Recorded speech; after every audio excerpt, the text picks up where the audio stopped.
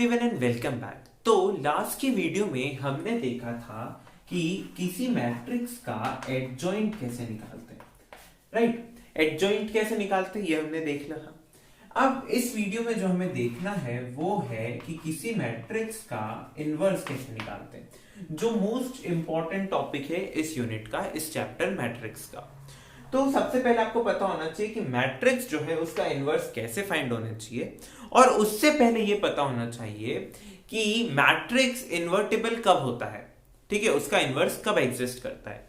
तो डेफिनेशन बोलती है कि अगर आपके पास कोई एक स्क्वायर मैट्रिक्स है ए, ठीक है, मैंने सबसे पहले क्या बोला, मैंने बोला स्क्वायर मैट्रिक्स, ठीक है। अगर आपके पास कोई स्क्वायर मैट्रिक्स है ए और आपको कोई ऐसा मैट्रिक्स बी मिल जाए, कोई अनदर मैट्रिक्स बी मिल जाए जिसका ऑर्डर सेम हो, ठीक है, square matrix B is itself a square matrix of same order, ठीक है, दोनों का ऑर्डर क्या है, सेम है, और इन दोनों का मल्टीप्लाई करने पे आपके पास आइडेंटिटी मैट्रिक्स आ जाए उसी ऑर्डर का। सपोज ऑर्डर अगर n है तो उसी ऑर्डर का आपके पास आइडेंटिटी मैट्रिक्स आ जाए।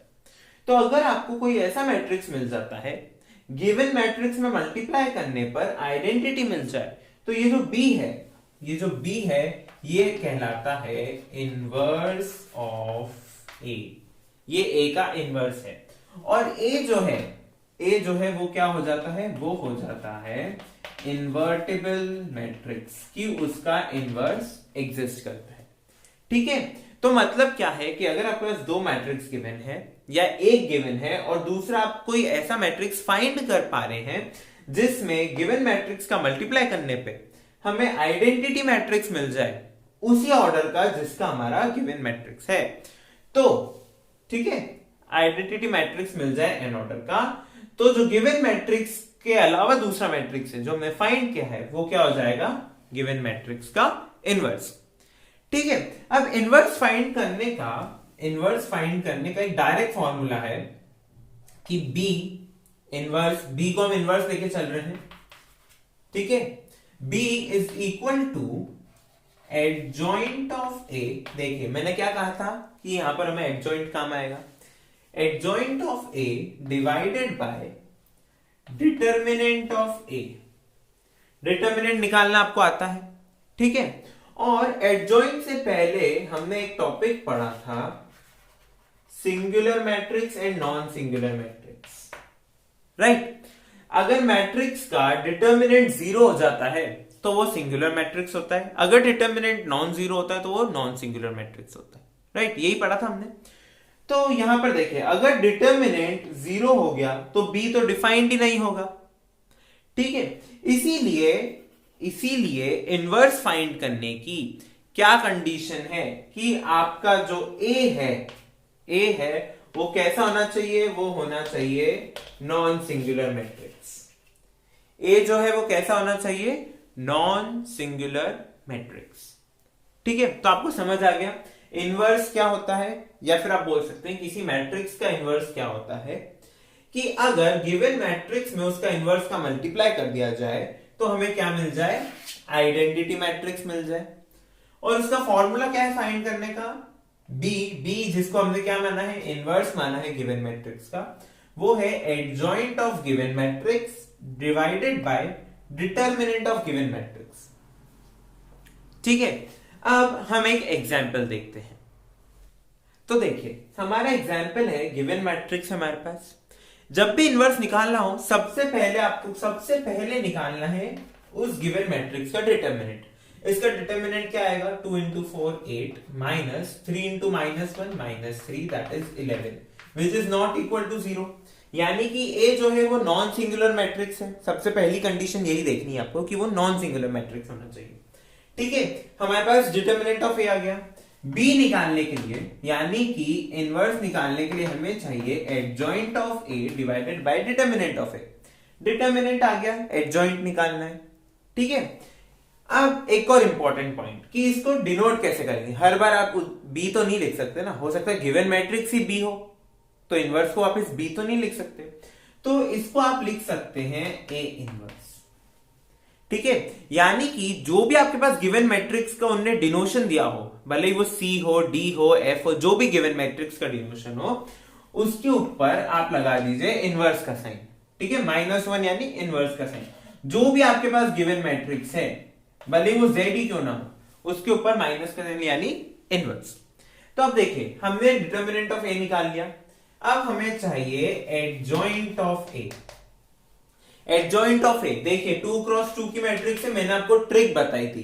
क्या करना है, फर्स्ट डायगोनल के एलिमेंट्स को इंटरचेंज कर दीजिए, 4 2। सेकेंड डायगोनल के एलिमेंट्स को सेम रखिए, लेकिन -1 का मल्टीप्लाई, तो -3 और 1। ये क्या हो गया मेरा एडजॉइंट। तो मेरे पास एग्जाम्पल गिवन था, मैट्रिक्स गिवन था, उसका मैंने डिटर्मिनेंट निकाला जो कि नॉन जीरो आया, यानी कि ये नॉन सिंगुलर मैट्रिक्स है। आप चाहें तो नोट करते जाएं साथ साथ में। ठीक है, उसके बाद मैंने क्या निकाला, उसके बाद मैंने एडजॉइंट निकाला। एडजॉइंट निकल गया, तो एडजॉइंट निकलने के बाद इनवर्स मतलब ए इनवर्स। ए इनवर्स यानी हम बी भी लिख सकते हैं, पर इसको आप नहीं लिखेंगे तो भी चलेगा। ठीक है, ए इनवर्स लिखिए बहुत है। ए इनवर्स होता है adjoint of A divided by determinant of A, यानी कि एडजॉइंट है मेरा 4 -3 1 2 डिवाइडेड बाय 11। इसको मैं ऐसे लिख सकता हूं 1/11 ऑफ 4 -3 1 2। राइट, ये हो गया मेरा आंसर। और देखिए 1/11 क्या है, एक स्केलर है, तो इसको मैं ऐसे भी लिख सकता हूं 4/11 1/11 -3/11 2/11। 1/11 का मैंने अंदर मल्टीप्लाई कर दिया, तो ये आ गया इनवर्स। तो देखिए इनवर्स में क्या था, कुछ भी नहीं था। आपको डिटर्मिनेंट निकाला, आपने डिटर्मिनेंट नॉन जीरो आ गया, तो आपने आगे प्रोसीजर किया। अगर डिटर्मिनेंट जीरो आ जाता है तो ये करना ही नहीं है, आपको वहां लिखना है इनवर्स डज नॉट एग्जिस्ट, और क्वेश्चन खत्म। अगर नॉन जीरो आता है तो आपको सॉल्व करना है। सॉल्व करने के लिए आपने एडजॉइंट निकाला, मैं पिछले वीडियो में बता चुका हूं एडजॉइंट कैसे निकालते हैं। एडजॉइंट निकाला तो इनवर्स का फॉर्मूले में डायरेक्ट पुट कर दिया। और ये जो मैंने 1/11 लिखा है, ये तो ऑब्वियस सी बात है, 1/11, ये 11 इधर लिख दिया, एक ही बात है। बट ये 1/11 का अंदर मल्टीप्लाई कैसे किया, अब आपको पता होना चाहिए। मैंने एक टॉपिक बताया था आपको स्केलर मल्टीप्लीकेशन का। ठीक है, स्केलर मल्टीप्लीकेशन में हमने देखा था किसी मैट्रिक्स में किसी स्केलर का मल्टीप्लाई कैसे करते हैं, तो वही मैंने यहां देखा है, वही कराया है हमें। ठीक है, बाकी के एग्जाम्पल्स भी ऐसे ही हैं। सबसे पहले आपको डिटर्मिनेंट निकालना है, वो नॉन जीरो आना चाहिए, फिर एडजॉइंट निकालना है, और फिर फॉर्मूले में पुट करना है। ठीक है, तो एग्जाम्पल्स और प्रैक्टिस के लिए नोट्स में गिवन है, आप उन्हें देखें, सीखें, समझें। कुछ भी डाउट आने पे हमें कांटेक्ट करें। अभी हम क्या करते हैं, अभी हम इनवर्स की कुछ थ्योरम्स देख लेते हैं। ठीक है, थ्योरम्स के सिर्फ स्टेटमेंट देख लेते हैं और स्टेटमेंट को समझ लेते हैं। तो थ्योरम नंबर 1 बोलती है एवरी इन्वर्टिबल मैट्रिक्स, जितने भी आपके पास इन्वर्टिबल मैट्रिक्स हैं, उनका जो इनवर्स है वो यूनिक होता है। यानी ऐसा नहीं होगा कि एक मैट्रिक्स के 2 इनवर्स आ जाए, नहीं। ठीक है, तो इसका प्रूफ क्या है, इसका प्रूफ बहुत सिंपल है। प्रूफ इसका पूछा जा सकता है, इसलिए बता रहा हूं। प्रूफ बहुत सिंपल है।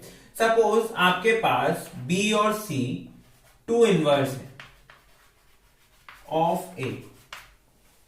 ठीक है, बी और सी जो है तो ए के 2 इनवर्स है। तो मुझे पता है अगर इनवर्स है तो a into B is equal to B into A is equal to identity, ये डेफिनेशन है। ऐसे ही a into C is equal to C into A is equal to identity. Right, ये तो मेरी इनवर्स की वो है डेफिनेशन। मैंने क्या किया, मैंने लिया a into B is equal to identity, ये मैंने लिया। मैंने इसमें c का मल्टीप्लाई किया, c का प्री मल्टीप्लाई किया। प्री और पोस्ट क्या होते हैं मैं आपको बता चुका हूं। c का मैंने प्री मल्टीप्लाई किया, तो c into A B is equal to C into identity. मैंने ब्रैकेट्स ओपन कर दिए, C A B is equal to C I N in identity matrix. यहां मैंने क्या करा, यहां मैंने ब्रैकेट्स का ऑर्डर चेंज कर दिया, C A into B is equal to C I N. ठीक है, तो C इंटू ए क्या है, वापस identity matrix into B is equal to C into identity matrix. और आइडेंटिटी मैट्रिक्स की प्रॉपर्टी हम देख चुके हैं कि आइडेंटिटी मैट्रिक्स में अगर किसी भी मैट्रिक्स का मल्टीप्लाई किया जाए तो हमें वही मैट्रिक्स वापस मिलता है, यानी कि यहां हमें क्या मिलेगा, B is equal to C। तो ये क्या प्रूव करता है, ये प्रूव करता है कि मैट्रिक्स का इनवर्स जो है वो यूनिक होता है। गिवन मैट्रिक्स का इनवर्स यूनिक होता है। ठीक है, कभी भी आपको दो इनवर्स या दो इससे ज्यादा नहीं मिलेंगे, हमेशा सिंगल यूनिक इनवर्स मिलता है हर मैट्रिक्स का। ओके, एक और पॉइंट ये है कि अगर आपके पास कोई मैट्रिक्स है A, उसका आपके पास इनवर्स गिवन है, ठीक है, तो इनवर्स का इनवर्स वही मैट्रिक्स वापस आ जाता है अगर इनवर्स एग्जिस्ट करता है तो। ठीक है, ये बहुत इंपॉर्टेंट है, ये आपको सिर्फ मैट्रिक्स में ही नहीं और भी बहुत सारी जगह काम आती है। जब आप सेट पढ़ते हैं, कोसेट पढ़ते हैं, तब भी आपको ये काम आता है कि इनवर्स का इनवर्स वही मैट्रिक्स वापस हो जाता है। ठीक है, अब देखते हैं सेकंड थ्योरम। तो देखिए सेकंड थ्योरम क्या बोलती है, सेकंड थ्योरम बोलती है कि स्क्वायर मैट्रिक्स, कोई भी स्क्वायर मैट्रिक्स इन्वर्टेबल होगा if and only if it is non singular. Non singular यानी determinant of the matrix is not equal to 0। यही मैंने आपको बताया था क्वेश्चन सॉल्व करते टाइम कि आपको सबसे पहले क्या चेक करना है, सबसे फर्स्ट आपको यही चेक करना है कि डिटर्मिनेंट जो है वो नॉन जीरो आए। अगर डिटर्मिनेंट इक्वल टू 0 आ जाए तो उस मैट्रिक्स का इनवर्स एग्जिस्ट नहीं करता है। ठीक है, देखिए यहां पर क्या लिखा है, इफ एंड ओनली इफ, अगर और सिर्फ अगर। ठीक है, ये जो IFF होता है इसका मतलब होता है इफ एंड ओनली इफ। अगर डिटर्मिनेंट नॉन जीरो है तभी, अगर डिटर्मिनेंट नॉट इक्वल टू 0 है तभी उस मैट्रिक्स का इनवर्स एग्जिस्ट करेगा। अगर डिटर्मिनेंट 0 आ गया तो मैट्रिक्स का इनवर्स एग्जिस्ट नहीं करेगा। ठीक है, और ये दोनों तरफ से चलता है। अगर मैट्रिक्स का इनवर्स एग्जिस्ट करता है तो डिटर्मिनेंट नॉन जीरो, अगर मैट्रिक्स नॉन जीरो है, उसका डिटर्मिनेंट नॉन, मतलब मैट्रिक्स का डिटर्मिनेंट नॉन जीरो है तो उसका इनवर्स एग्जिस्ट करता है। तो इनवर्स एग्जिस्ट करे तो determinant non zero, determinant non zero तो इनवर्स एग्जिस्ट करता है। ठीक है, तो ये if and only if condition है कि एक है तो दूसरा होगा और दूसरा है तो पहला भी होगा। ओके, तो ये तो थी दोनों थ्योरम्स। तो नेक्स्ट वीडियो में हम देखेंगे इनवर्स के कुछ रिजल्ट्स।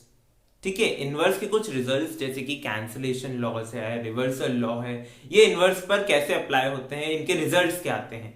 ठीक है, आप इनको बोल सकते हैं इनवर्स की कुछ प्रॉपर्टीज, रिजल्ट जो आप बोलना चाहें। तो मिलते हैं अगले वीडियो में, तब तक के लिए thank you for watching and keep supporting.